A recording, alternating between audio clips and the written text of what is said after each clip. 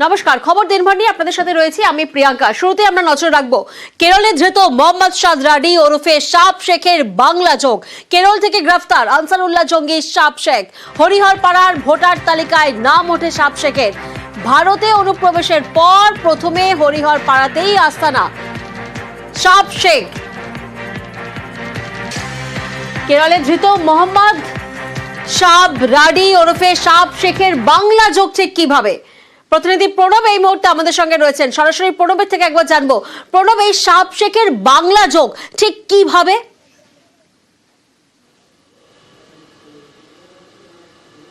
দেখো, এই সাবসেপ গত 10 বছর আগে সে এই লালগোলা দিয়ে তোমার ভারতে আসে এবং তারপরে তার যে কাকার বাড়ি এবং দাদু ঠাকুমা থাকতো সেখানে আসে, তারপরে থাকতে শুরু করে। শুধু তাই নয়, তারপরে কিন্তু নওদাতেও সে তার পিসির বাড়ি সেখানে, এবং এই দুটো জায়গাতেই কিন্তু সে রীতিমতনভাবে ভোটার তালিকায় নাম তুলে দেয়। তারপর রেশন কার্ড থেকে শুরু করে তারপর পাসপোর্টও তৈরি করে, এবং এরপরে কিন্তু অসমের হাতে যখন ধরা পড়ে তারপর কিন্তু প্রকাশ্যে আসে তার ভোটার তালিকায় কিন্তু দুটো জায়গাতেই নাম রয়েছে, এবং এই নাম নিয়ে কিন্তু জোর গুঞ্জন শুরু হয়েছে। যদিও ইতিমধ্যেই কিন্তু তোমার যে জেলা প্রশাসন তার দুই নওদার বিডিও এবং হরিয়ারপাড়ার বিডিওর কাছে তার কৈফিয়ত চেয়ে পাঠিয়েছে। যদিও সেখানকার যে নওদার যিনি সেই সময়ে দায়িত্বে ছিলেন বিএলও, তার দাবি তার কাছে যেহেতু পঞ্চায়েতের সার্টিফিকেট থেকে আরম্ভ করে রেসিডেন্সিয়াল সার্টিফিকেট থেকে শুরু করে বার্থ সার্টিফিকেট সমস্ত কিছু দিয়েছিল, সেই নিয়ম অনুসারেই তারা নাম রেখেছে। তবে একটা জায়গাকার নাম খুব শীঘ্রই বাদ দেওয়া হবে বলে কিন্তু জেলা প্রশাসনের পক্ষ থেকে দাবি করা হয়েছে।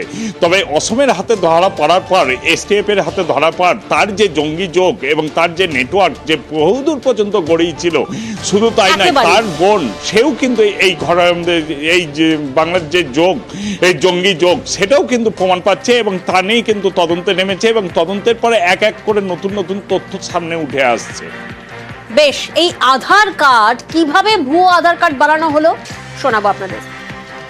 ওর পিসের বাড়ি থাকতো 4-5 বছর থেকে। ওর আগের বাড়ি ছিল হরিহরপাড়ার, সেখান থেকে বললো যে ডকুমেন্ট দিয়ে ও যা যা এগেনস্টে ভোট তুলতে যা যা এগেনস্টে ডকুমেন্ট লাগে সমস্ত দিয়েছিল। সেই হিসাবে অ্যাপ্লিকেশন করেছিল, আমি অ্যাপ্লিকেশন পাঠিয়ে দিয়েছিলাম বিডিও অফিসে, সেইভাবে নাম উঠেছে। ওর পিসি বললো যে আমার ভাইপো এর নাম তুলতে হবে, আমাদের এখানে থাকবে, সেই হিসাবে নামটা তুলেছে। লাগে আপনার রেসিডেন্টাল সার্টিফিকেট, এখানকার প্রধান দেয় সেটা, আধার কার্ড লাগে, স্কুল সার্টিফিকেট লাগে, বার্থ সার্টিফিকেট লাগে, ছবি লাগে, সেগুলো দিয়েছিল সব। কেরল থেকে গ্রেফতার আনসারুল্লাহ জঙ্গি সাপ শেখ, আর তার পরিবারের লোকজন কি বলছেন শোনাবো আপনাদের। বাইরে বেশি থাকি, 1 বছর 2 বছর 3 বছরের বাইরে থাকি, 5 বছর থেকে যোগাযোগই নাই। কোথায় কোথায় যেত, কি কাজ করতো সেটা বলতে পারবো না, বাইরে কোথায় যায় না যায়। বাইরে ধরেন যেখানে কাজ পায় ধরুন সেখানে করে, তো ঠিক না। কেরালায় যে করতে হবে তার কোনো মানে নেই। স্বরাষ্ট্রমন্ত্রী অমিত শাহ সফরের 5 দিনের মাথায় উত্তরবঙ্গে বিএসএফ এর ডিজি দলজিৎ সিং চৌধুরী আজ ইন্দো বাংলাদেশ সীমান্ত ফুলবাড়িতে দলজিতের সরেজমিনে ভ্রমণ করেন এবং বর্ডার গার্ডস বাংলাদেশের প্রতিনিধিদের সঙ্গে দেখাও করেন। দলজিৎ সিং চৌধুরী বিএসএফ এর ডিজি। স্বরাষ্ট্রমন্ত্রী অমিত শাহ সফরের ঠিক 5 দিনের মাথায় উত্তরবঙ্গে বিএসএফ এর ডিজি দলজিৎ সিং চৌধুরী। প্রতিনিধি পার্থ প্রদীপ এই মুহূর্তে আমাদের সঙ্গে রয়েছেন। পার্থ, বাংলাদেশের সাম্প্রতিক যে অবস্থা সেই প্রেক্ষাপটে ডিজির এই সফর তো অত্যন্ত তাৎপর্যপূর্ণ, ঠিক কি কি কর্মসূচি রয়েছে?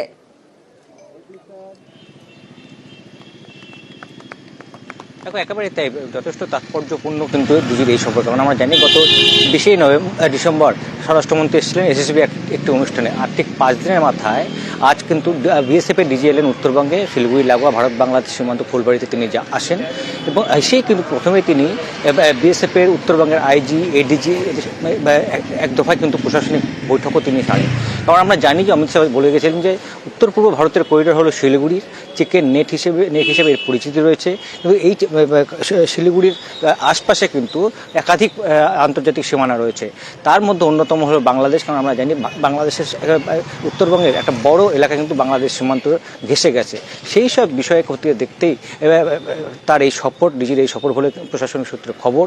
আর তাই প্রথমেই তিনি উত্তরবঙ্গের বিএসএফের আইজি এডিজি সঙ্গে কিন্তু এক দফা বৈঠক করেন, পরবর্তীতে তিনি যখন 0 পয়েন্টে আসেন ফুলবাড়ি সীমান্তের, সেখানে তিনি বিজিবির আধিকারিকদের সঙ্গে কিন্তু কথা বলেন। সেখানে আমরা জানি যে সেক্টর কমান্ডেন্ট পঞ্চগড়ের বাংলাদেশে তিনি এসেছিলেন, তার সঙ্গে আরও কয়েকজন আধিকারিক এসেছিলেন, তাদের সঙ্গে কথা বলেন। যদিও গোটা বিষয়টি তিনি সৌজন্য সাক্ষাৎকার হিসেবে তিনি সামনে বলেছেন, কিন্তু মানে সাম্প্রতিক যা পরিস্থিতি, বিশেষ করে ওপার বাংলা যা পরিস্থিতি, তার নিরিখে ডিজির এই সফর একেবারেই এই সফর অত্যন্ত তাৎপর্যপূর্ণ। मैंने पूरा नॉर्थ बंगाल का जो हमारा फ्रंटियर है उसका पूरा दौरा किया है और मैंने पाया है कि बीएसएफ के द्वारा अपनी जिम्मेवारी बहुत अच्छे से निभाई जा रही है बॉर्डर गार्डिंग के संबंध में, और बीजीबी के साथ जिस प्रकार से कोऑपरेशन एंड फ्रेंडशिप है, इसी तरह से हर पॉइंट पर, हर रीजन पे, हर सेक्टर में हमारी अच्छी कोऑपरेशन चल रही है और निश्चित रूप से हम अपने बॉर्डर को दोनों तरफ से सुरक्षित रख रहे हैं। বাংলাদেশ পরিস্থিতি নিয়ে আক্রমণাত্মক শেখ হাসিনা, দেশটা হাইনার দখলে চলে গিয়েছে মন্তব্য মুজিব কন্যার। মার্কিন যুক্তরাষ্ট্রের পেনসিলভেনিয়ায় আওয়ামী লীগের অনুষ্ঠানে হাসিনার অডিও বার্তা সামনে আসে, আর সেখানেই তাঁর দাবি তাঁদের সময়ে হওয়া সব উন্নয়ন ধ্বংস করা হয়েছে।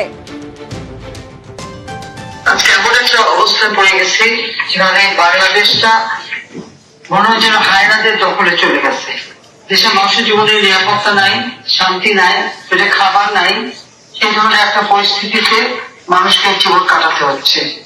এই অবস্থা থেকে দেশকে মুক্ত করতে হবে। আমরা যে বিশেষ করে আওয়ামী লীগ ক্ষমতা থাকতে বাংলাদেশের মানুষের যে সার্বিক অর্থসামাজিক উন্নতি আমরা করেছিলাম, তা সবই ধ্বংস করে দিচ্ছে। আবার যেন বাংলাদেশ এখন ভিক্ষুকা জাতীয় পরিণত হোক, সেই চক্রান্তটা এই করছে। যুক্তরাষ্ট্রের পেনসিলভেনিয়া স্টেট আওয়ামী লীগের উদ্যোগে মহান বিজয় দিবসের অনুষ্ঠানে শেখ হাসিনার বক্তব্য, বাংলাদেশটা মনে হচ্ছে যেন হায়নাদের দখলে চলে গেছে।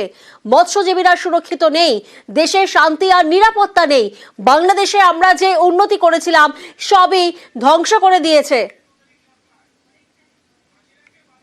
হাসিনাকে বাগে পেতে মরিয়া বাংলাদেশের তদারকি সরকার, দিল্লিতে বিদেশ মন্ত্রককে চিঠির পর এবার ঘুরিয়ে বার্তা, মুজিব কন্যার প্রত্যর্পণের দাবিতে ভারতের জবাবের অপেক্ষা, তারপরেই পরবর্তী সিদ্ধান্ত জানালেন ঢাকার পররাষ্ট্র মন্ত্রকের মুখপাত্র। এই কূটনৈতিক পত্রটা হস্তান্তর করা হয়েছে এবং এখন পর্যন্ত আমাদের জানা মতে সরকারি চ্যানেলে আমরা কোনো উত্তর পাইনি। এগুলা মিডিয়াতে এসেছে, স্পেকুলেটিভ। এই মুহূর্তে এটা নিয়ে কোনো মন্তব্য আমরা করব না, বরঞ্চ আমরা অপেক্ষা করব ভারত সরকারের উত্তরের জন্য। আর সেই উত্তরের উপর ভিত্তি করে বাংলাদেশ সরকারের পরবর্তী পদক্ষেপ নির্ধারিত হবে। ঘরে বাইরে সানাসি চাপে ইউনূস সরকার, পদ্মাপাড়ে সংখ্যালঘুদের উপর নির্বিচার নির্যাতনের জের, শান্তি ফেরাতে আমেরিকার কড়া বার্তার পর এবার বাংলাদেশে রাষ্ট্রসংঘের টিম। চট্টগ্রামে পরিস্থিতি সরেজমিনের পর কথা আক্রান্তদের সঙ্গেও।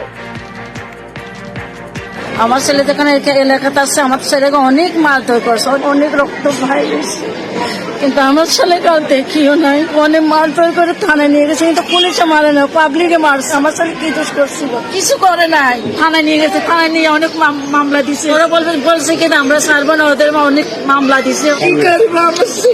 আমার নাতিকে তো ঘরে তুলে নিয়ে গেছে।